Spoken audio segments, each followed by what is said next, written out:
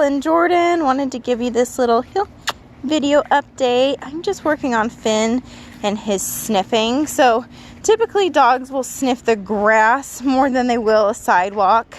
But it is important to work on is the sniffing in the heel. Like that was one of the things that you had mentioned that we needed to work a little bit on. So I wanted to kind of demonstrate what I'm doing with him to keep up on keeping his head up as he's healing and paying attention. So there's a couple things that I'm doing is, number one, sometimes if he's really, really distractible, he might be in like a more excitable state of mind, or just doesn't have enough focus on me.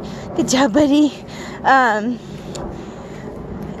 might need to turn my e-collar up a little bit higher. So right now I'm on 7 on the e-collar. Can't really see because of the sun, but there was a time when he wanted to play, so he actually had to go up to about 18.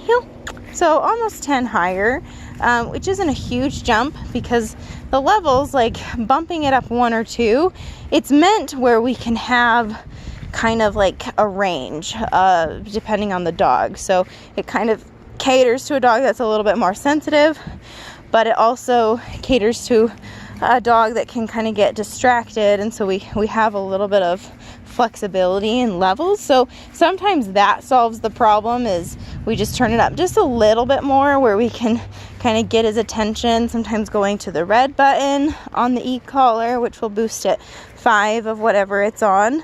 Come on, good boy.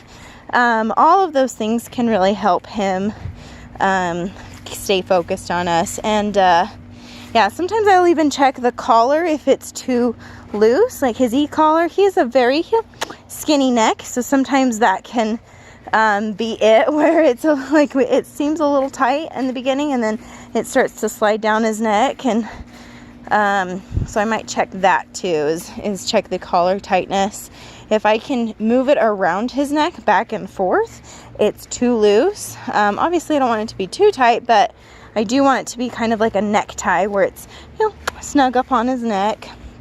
Oh boy, good job. Sit.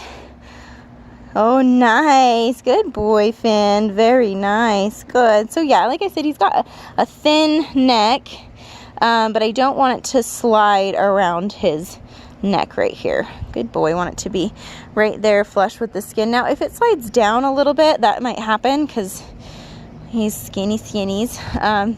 He is gaining some weight, so that's good, but I think he'll always be a little bit of a slender build. Good job, Finn. Good. Good. And sometimes too, so right there's a little sniffing, I might give him a little tap on the e-collar just as a reminder. Good boy.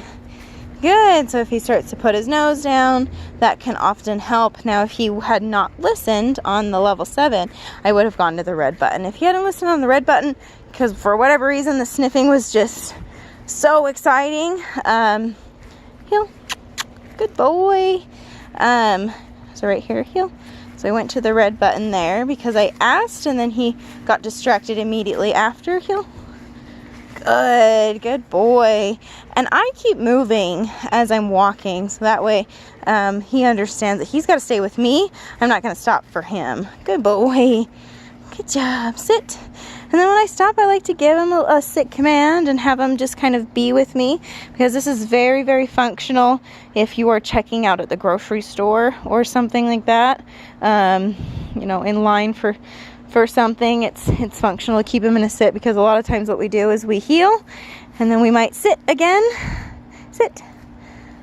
Good boy, because that's kind of how the checkout lines go, is we move up a little bit and then we ask for a sit. So really good stuff for him. He's doing awesome.